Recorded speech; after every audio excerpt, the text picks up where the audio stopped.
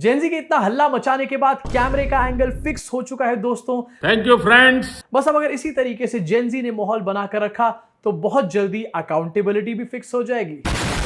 दोस्तों कल मोदी जी ने फिर से सेल्फी वाला वीडियो यहां पर बनाया। बस फर्क इतना है कि कैमरे का एंगल यहां पर फिक्स कर लिया गया, लेकिन मोदी जी को यह समझ क्यों नहीं आ रहा कि वो व्हाट्सएप के बूमर बुड्ढों से नहीं बल्कि इंस्टाग्राम की जेनजी जनता से डील कर रहे हैं, और ये जेनजी मोदी जी के लॉलीपॉप पे नहीं आने वाले। Thank you friends. कल देर रात आपसे मिलने का मौका मिल गया है। मेरे जो वीडियो पोस्ट किया था उसको जिस प्रकार से आपने रिस्पॉन्ड किया, सकारात्मक सुझाव दी, thanks to everybody. Modi ji ने परसों वीडियो डाला एंड लोगों ने जम करके उसकी खिल्लियां उड़ाई, मोदी जी के ऊपर मीम्स बने, लेकिन मोदी जी को लग रहा है वो सकारात्मक सुझाव थे। वो सकारात्मक नहीं थे मोदी जी, आपकी खिल्ली उड़ रही थी। एंड ये क्या देखने को यहां पर मिल रहा है कि मोदी जी कल इसलिए रील अपलोड कर रहे हैं क्योंकि परसों वाली रील पे बहुत व्यूज आए थे, तो इसलिए थैंक यू बोलने के लिए रील अपलोड करी है। देश का प्रधानमंत्री है या फिर टिकटॉकर? अब देखो परसों की वीडियो तक तो बात ठीक थी एंड उसमें भी मैंने आपको दिखाया था कि टेलीप्रॉम्प्टर में से देखकर बोल रहे थे मोदी जी। कल की वीडियो में मोदी जी ने थैंक यू बोला एंड ये थैंक यू भी टेलीप्रॉम्प्टर से देखकर बोला। जरा सा जूम करके मोदी जी के चश्मे में आपको दिखाना चाहता हूं। भक्तों तुम मत देखना, फिर से प्यार हो जाएगा मोदी जी से, लेकिन नॉर्मल जनता के लिए मोदी जी के चश्मे में आपको यहां पर कुछ ब्लैक ब्लैक नजर आ रहा होगा एंड ये टेलीप्रॉम्प्टर है। टेलीप्रॉम्प्टर की ब्लैक स्क्रीन, उसके ऊपर टेक्स्ट होता है, वो ऐसे ही नजर आता है। थैंक यू बोलने के लिए टेलीप्रॉम्प्टर कौन यूज करता है यार? Thank you friends. इतना टेलीप्रॉम्प्टर एक्सपोज है तो मोदी जी का इंटरनेशनल विजिट पर नहीं होता होगा। एंड जिस तरीके से मोदी जी टेलीप्रॉम्प्टर यूज कर रहे हैं, मुझे तो लगता है कि मोदी जी भी बिना टेलीप्रॉम्प्टर के नहीं बोल पाते होंगे। Thank you friends. अब देखो मोदी जी ने 2 वीडियोस बनाकर डाल दिया एंड इसको लेकर नैरेटिव सेट कर रहे हैं कि देखो इतने सारे व्यूज आ गए, अब ये हो चुकी है सरकार की उपलब्धि। अच्छा एजुकेशन सिस्टम नहीं बल्कि मोदी जी के व्यूज प्रायोरिटी बन चुका है, तो हमारा एजुकेशन सिस्टम का तो क्या ही होगा, आप समझ सकते हो। लेकिन दूसरी तरफ जो कलेक्टिव हरकतें यहां पर ये लोग मिलकर के कर रहे हैं, अभी आगे दिखाऊंगा अभी आपको, इससे ये सवाल बन के खड़ा हो रहा है कि क्या मोदी जी एंड उनकी पार्टी देश के जेनजी को बेवकूफ या उल्लू समझते हैं, क्योंकि हरकतें तो ये ऐसी ही कर रहे हैं। ऑल्सो मोदी जी जिसको सराहना यहां पर कह रहे हैं, परसों की रील पे ज्यादातर गालियां पड़ी हुई थी एंड अब मोदी जी उन गालियों को डिलीट कर रहे हैं यहां पर बैठ करके। एक बंदे ने पोस्ट भी यहां पर शेयर किया और ये बताया कि मेरे कमेंट को डिलीट कर दिया गया। 2000 लाइक्स थे 5 मिनट में उनके कमेंट के ऊपर एंड उसको डिलीट कर दिया गया। सकारात्मक सुझाव का तो पता नहीं, लेकिन सकारात्मक गालियां जरूर पड़ी थी। वैसे जिस तरीके से मोदी जी वीडियोस पोस्ट कर रहे हैं, मुझे लग रहा है आज भी पोस्ट करेंगे रात को। एंड कहीं ऐसा तो नहीं कि मोदी जी को रील्स का चस्का लग गया। मंडे की सुबह सुबह तुम्हारे सामने वीडियो आएगी, get ready with me for parliament. Modi ji ने ये बोला कि स्ट्रिक्ट एक्शन लेंगे परसों। हमारे देश की जेनजी जनता निकाल कर लेकर आएगी। पिछले 3 साल में 6 बार मोदी जी यही सेम प्रोमिसेस कर चुके हैं। डिलीवर क्यों नहीं कर पा रहे मोदी जी? इससे जल्दी तो जोमेटो वाले भैया डिलीवरी कर देते हैं। इस पेपर लीक माफिया पर सख्त से सख्त कार्रवाई की जाएगी। हर पेपर लीक माफिया के खिलाफ बीजेपी सरकार सख्त से सख्त कार्रवाई करेगी। मैं आपको विश्वास दिलाता हूँ, भाजपा की सरकार छात्र छात्राओं के भविष्य से खिलवाड़ करने वाले माफिया पर कड़ी कार्रवाई करके रहेगी। पेपर लीक जैसी समस्या जो हमारे युवाओं को चिंतित करती थी, हमने बहुत ही कठोर कानून बनाया। सभी माननीय सांसदों ने देश के युवाओं के मन के भाव को समझ करके बहुत ही महत्वपूर्ण निर्णय किया है। पेपर लीक करने वालों के खिलाफ केंद्र सरकार ने अभी पार्लियामेंट में कुछ ही दिन पहले ही एक कड़ा कानून बनाया है। कानून के बनने के बाद पेपर लीक माफिया गलत काम करने से पहले 100 बार सोचेगा।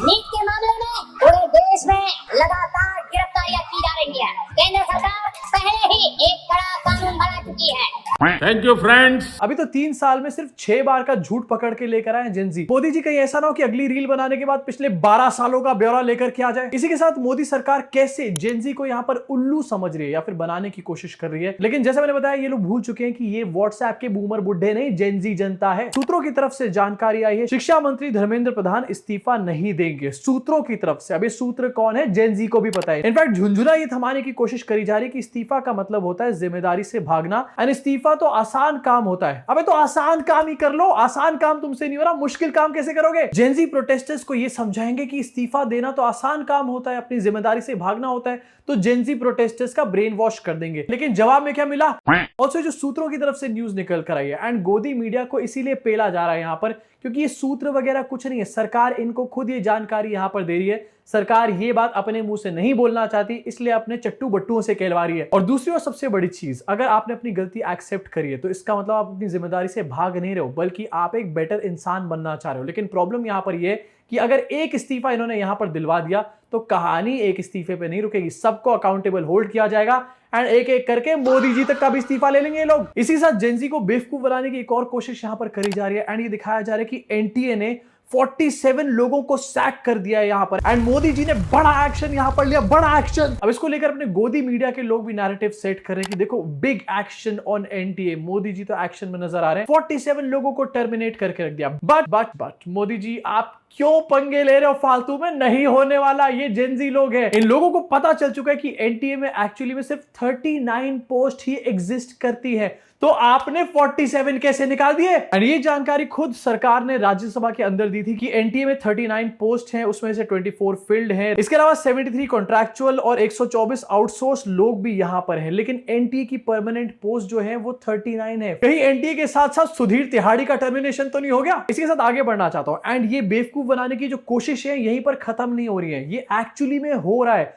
निर्मला सीतारमन भी कल निकल कर आई एंड निर्मला सीतारमन ने कहा कि पेपर लीक की वजह से कुछ स्टूडेंट्स को एक्स्ट्रा पढ़ाई का टाइम मिल गया है, कुछ स्टूडेंट्स ने और बेटर परफॉर्म किया है। आइए आपको बताते हैं पेपर लीक के फायदे। निर्मला सीतारमन ने कईयों की नौकरी खा ली है, अब वो गोदी मीडिया की नौकरी खाएंगी। एंड यही प्रॉब्लम है इन लोगों की। पहले इन लोगों ने ये समझाया कि इकोनॉमी हमारी नीचे नहीं जा रही है और देशों की इकोनॉमी ऊपर जा रही है। फिर इन्होंने बताया कि रुपया नहीं गिर रही, डॉलर महंगी हो रही है। एंड उसके बाद ये वाला परम ज्ञान की पेपर लीक एक्चुअली अच्छी चीज है, उससे स्टूडेंट्स को पढ़ने का टाइम मिल रहा है। वैसे आपको बताना चाहूंगा निर्मला सीतारमन की बेटी ये भी बाहर पढ़ाई करके आई है। इसी के बीच में इन्होंने बहुत कोशिश करी जेनजी के बीच में ये नैरेटिव सेट करने की कि ये कॉकरोच जनता पार्टी जो है ये तो फॉरेन फंडेड लोग हैं। बट इसके ऊपर सरकार ने खुद ही अपने आप को एक्सपोज यहां पर करके रख दिया है। And ministry of external affairs यहां पर देखो किस तरीके से भक्तों और उनके नैरेटिव को एक्सपोज कर रही है। बात आपने उठाई कि फॉरेन फंडिंग वगैरह की बात जो आपने कही, जो प्रदर्शन चल रहा है, तो मैं ये कहना चाहूँगा कि मेरे पास इस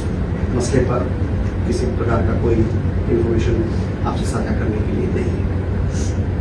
मिनिस्ट्री ऑफ एक्सटर्नल अफेयर्स के स्पोक्स पर्सन के पास ये जानकारी नहीं है कि सीजेपी के पास जो फंडिंग है वो बाहर से आई है, लेकिन भक्तों को पता चल चुका है कि ये फॉरेन फंडेड हैं, ये चाइना के एजेंट हैं, ये पाकिस्तान फंडेड हैं। ऑल्सो जेनजी को इस तरीके से बहलाने की कोशिश भी करी गई थी कि मोदी जी ने यहां पर स्टेप्स ले लिए कल की कैबिनेट मीटिंग में। एंड क्या है वो स्टेप? मेरे हिसाब से यार ये जेनजी के लिए वही है जो सुनील पाल इस टाइम पर स्टैंड अप कॉमेडी के लिए। जरा देखो इसको। मोदी जी ने कैबिनेट मीटिंग में मिनिस्टर्स को इंस्टाग्राम की रीच बूस्ट करने के लिए कहा है। अबे मिनिस्टर है या इन्फ्लुएंसर्स है? साथ ही कहा गया मिनिस्टर्स को कि gate active on Instagram, don't limit yourself on x. मतलब सिर्फ ट्विटर तक मत रहो, इंस्टाग्राम पर भी जाओ, स्नैपचैट पर भी चले जाओ, टेलीग्राम पर भी चले जाओ, कहीं पर भी चले जाओ, लेकिन अब जेनजी तुम्हारा पीछा नहीं छोड़ने वाले। साथ में ये भी कहा है मोदी जी ने अपने मिनिस्टर्स को कि रील्स शेयर करो और रीच बढ़ाओ, अपनी रील्स शेयर करो। Thank you friends. मंत्री लोगों को प्रधानमंत्री एडवाइस करें कि रील्स शेयर करो। अब एक काम करने की एडवाइस दे दो, ये सब करना ही नहीं पड़ेगा। एक्चुअली प्रॉब्लम ये है कि व्हाट्सएप के जो बूमर बुड्ढे थे उनके ऊपर तो इन्होंने फतेह हासिल कर ली,